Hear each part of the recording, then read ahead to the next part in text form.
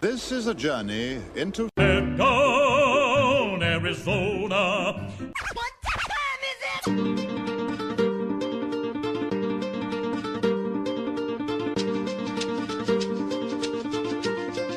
What time is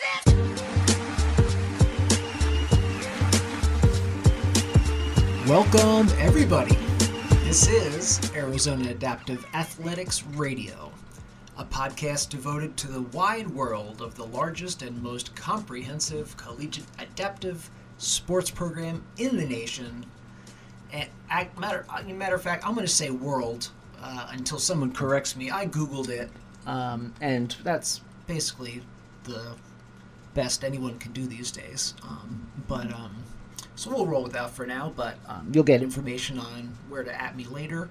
Speaking of me, this is your boy, Matty B, Matt Bremicamp, and I'll be your host on this very special occasion, the Virgin Voyage of our audio series project. Today I have the distinct pleasure to chat with our Adaptive Athletics Director, Peter Hughes. Pete has been involved in disabled sports for over 20 years, as an athlete and spirited competitor, as a fiery coach, hey, make that a fiery champion coach, and most lately as an ambassador traveling across the world to give away sports chairs, to teach and share his love of sports, and currently in the executive position at the athletic director for University of Arizona Adaptive Athletics. Born in San Mateo, California, but forged like steel by the mean streets of Brooklyn, New York, before returning to the West Coast, first in San Diego, then being recruited to play for Arizona way back in 2004. Thanks for having me, Matty B. And don't forget that I used to be your teammate in 04 and 05 as a wheelchair basketball player. Many moons ago. Yeah.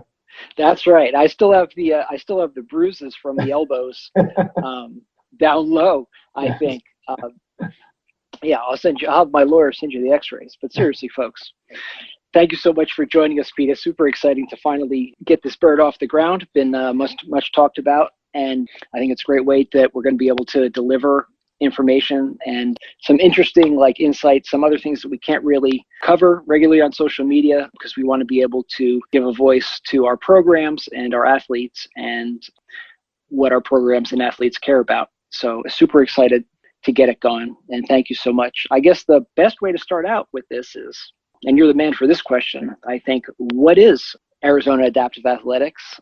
Yeah. Sure. Arizona Adaptive Athletics is an opportunity for student athletes that attend the University of Arizona to chase their academic and their athletic dreams. That's what we're all about. We're academics focused first so that they can get their degrees and get jobs, and athletics second. Of course, we have had a lot of success with, I think we've had 38 Paralympians come through our doors and won a couple national titles and this, that, and the other thing. But the real emphasis here is, if you're sports minded and you want to continue your education, you can do that here at the University of Arizona, and we're going to offer as many sports as we can humanly possibly offer. Yes, and I love to hear that. While we're talking about the vast amount of sports that U of A offers and the amount of athletes that we're looking forward to help, let's just run down the programs we currently have. I think the two biggest out there that most people know are men's and women's basketball. Of course, our women's basketball team has a couple national championships under their belt, and the men's basketball team has long been a shining point for our program. And speaking of a shining point, we have the Murder Ballers, the quad rugby team, that are, I guess they're still technically back-to-back national champions. And if they never have another season again, we'll have that honor. But I'm, of course, just kidding, because we all want them back on the court. I'm sure they were devastated to miss an entire year. I can't even imagine. But it is another year of us being champions, so I'm not going to complain too loudly. And let's see. Pete, will you name the rest, please? Yeah, no problem. Wheelchair track and road racing. We have wheelchair tennis. And then we have the hand cycling program and adaptive golf. Adaptive golf being the newest of our programs. And we also have a couple individual sports. Like this year, we're experimenting with adaptive swimmer. We have one adaptive swimmer. And then we have one wheelchair field Paralympian, in fact, Sharad, who's a discus thrower, who came to us as a refugee from Iraq. He played on the refugee Paralympic team 4 years ago, and now he's made Team USA. So we're kind of excited for him as a citizen. So yeah, we're just trying to get these. We're the only program in the United States with wheelchair rugby. I think University of Houston is coming on with the rugby program pretty soon. We're the only program with hand cycling and the only program with adaptive golf. And what I love about adaptive golf is now it's not just wheelchair athletes, it's individuals with visual impairment. If you amputee an upper arm, you're not going to push a wheelchair, but you can hit a golf ball. So I'm really excited about the adaptive golf as a new opportunity for students with disabilities at the university. Indeed, yes, and we are all about opportunities at the University of Arizona Adaptive Athletics. And it's so interesting. We are all about supporting your dreams. And while whatever sport you're interested in, if you can be competitive at it and you want to work at it and you want to get the grades and you want to do the work, we are here to support you. And that's the vision. And I'm very proud of that. Speaking of opportunities, Pete, I know your youth didn't necessarily push you directly to adaptive sports at a young age. I don't know if they had the adaptive stickball competitions in Brooklyn in the summers back there, or the adaptive hydrant unplugging and frolicking, splashing activity. I sound like a real natural describing that. But yes, tell us a little bit about opportunities for you and what it means. Yeah, I think, I wasn't introduced to adaptive sports till I was living in Australia when I was 29 years old, which was too late for me to really become a super competitive guy. So I kind of want to make sure that as director, I'm not missing those opportunities for the younger kids that are coming up and they're, there's no place to do, say, archery or table tennis or these other sports that we can actually provide some support for. We can provide some scholarship assistance for them and get them in, their degrees, and they can proudly wave the U of A flag, and we can take care of them. Yes, that's what I'm talking about. Opportunities continued. Got to reach the youth and offer them the sports. I've got to find them and show them how much fun it can be. Hopefully they see the love, and it can be something that can be so enriching that we already know. Esports, by the way.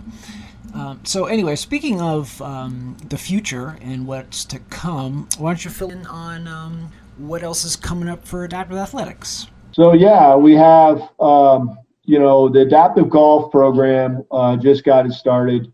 We had the original Tee It Up shootout. Tee It Up is our partners in crime. They are trying to lead the movement for adaptive golf, not only here in Tucson through the University of Arizona adaptive athletic program, but also nationwide. They're trying to include other universities, get them to start adaptive golf programs. We got the golf simulator. We had the governor out cutting the ribbon last September, or almost a year ago today, and really kind of fun stuff to see what's going on with the adaptive golf program. We're going to host a giant adaptive golf tournament and fundraiser in April. And golf is one of those sports that we assume that we'll be able to return because it is very easy to socially distance there and stay safe. So fingers crossed on that. We got some great players. We have some veterans that play for us. We have a young lady named Bailey Bish that's an exciting golfer to watch her play. And then we have one of the best visually impaired golfers, and Chris Schmidty, on the team. And that's just amazing to me that these guys can hit the ball so accurately with visual impairment. It's just amazing. So. Oh, Chris is unreal, man. It really is. I was at Top Golf this last week with a friend of mine that was visiting, and I was just thinking that, yeah, I suck, and I can see the ball. So Yeah. right. So with the other sports, we're really excited about the freshmen that come in. We have now 39 student athletes this year with 11 supplemental community members. We are moving away from community members, so that'll be a transition that I've had. We have a 5-year plan to transition into all students. It'll be a little bit difficult to do that with some sports like rugby, maybe golf to start with, but we'll get there. And then we have a great partner in Southern Arizona, Adaptive Sports, that is now taking over the community program. Before, the University of Arizona did it all. Whether you were a student or if you lived in Tucson with a disability, you came to the University of Arizona to get your adaptive sports. And now we're able to partner and push other community members to the community program where there's more recreation, not quite, some elite stuff over there too, but there's mostly recreation. And then we can focus on the student athletes getting their degrees and, getting them the academic and support they need. So. Oh, sweet. Shout out Southern Arizona Adaptive Sports. Yeah. And in fact, last year I was with the executive director, Mia Hansen, in Indonesia, donating sports chairs with her and my other organization, Wheelchair Athletes Worldwide. So we're going to do shameless plugs for now on for the next 5 minutes. Okay. Yeah. I'm here for it. Yeah, we're okay. So. Oh, right. Yeah. But shout out Mama Mia and that whole program. I mean, yeah. Came from started with a dollar and a dream, and they've really become a force in the community down here in all of Southern Arizona, which is pretty cool. Yeah. Especially when it kind of opens up the university to take care of more university matters too, which is cool because now we can further excel. I make no apology. We are taking the Dallas model, and we're taking that model and we're moving it into Tucson. Dallas has the Dallas Mavs, which has been an amazing, D1 program. They have University. Never heard of them. Arlington, Just kidding. Right. D3. They have the Lady Mavs. Mm-hmm. Now Tucson has all of that and more with our, our tennis community program, our tennis program, or adaptive golf. So yeah, it's just it's opportunity for everybody. That's what we're trying to create here. So awesome. Well, yeah, man, it's really what a tremendous program and what a great model.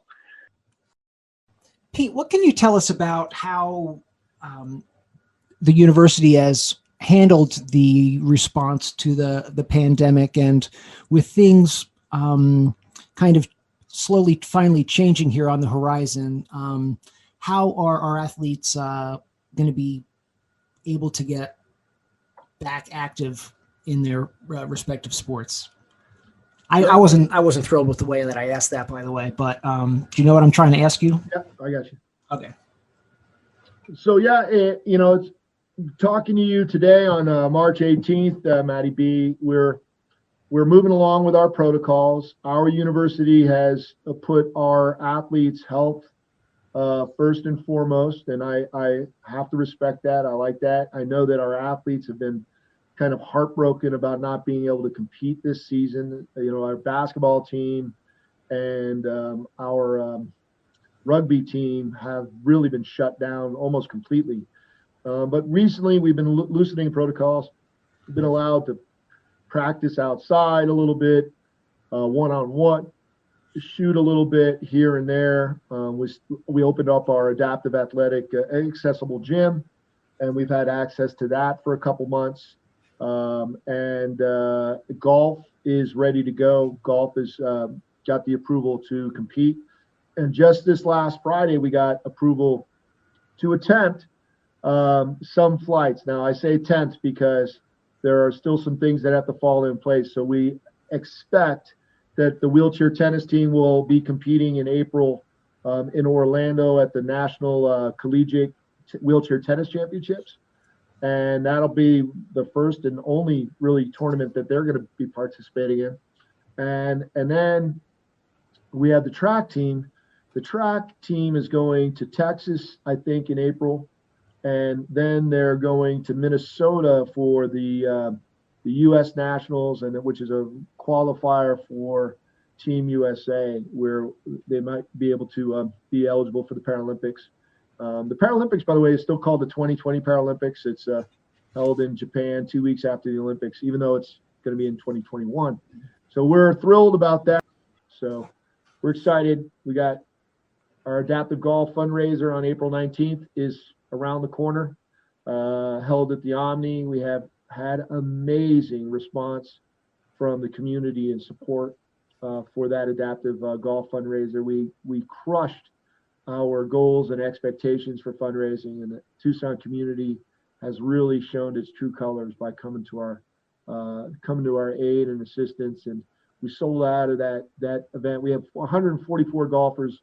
We had them signed up within 2 weeks. So I guess everybody's ready to go, right? And golf we can do with social distancing. It's very easy to do, and so that's why we got golf going first and foremost. So we're excited about that. And then right after that golf fundraiser on the 20th, 21st, 22nd here in Tucson Tucson is hosting the Conquistador, which will be over at Casino del Sol Golf Resort there, Suelo. Yeah, you're gonna edit that. Mm-hmm. Yeah, and we'll have about 50 of the best adaptive golfers in the world here visiting from all around the United States, and they'll be golfing there, visually impaired, sit-down golfers, amputee golfers. So it's going to be quite the show. I'm excited that everything is happening in Tucson. Awesome. Yeah, after a tough year, it sounds like things are finally picking up and getting back into gear a little bit. So I'm so happy to hear it. Yeah, it's great. It's great. Can't wait.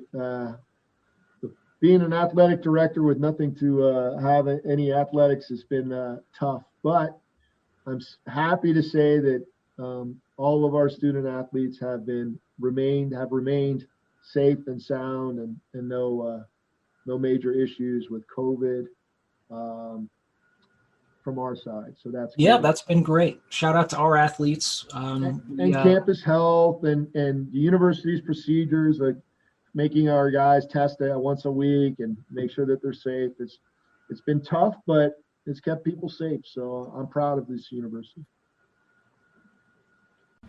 Proud indeed. To everyone on campus who's been working so hard to keep everybody safe. We have the entire vaccination set up right on the campus mall, and all of those volunteers working early mornings to late nights just to help keep our community safe and help us get back to life as we may like to remember it. Well, Pete, thanks so much for your time. That's going to do it for us today, and the update coming to you real soon. And as always, till next time, bear down.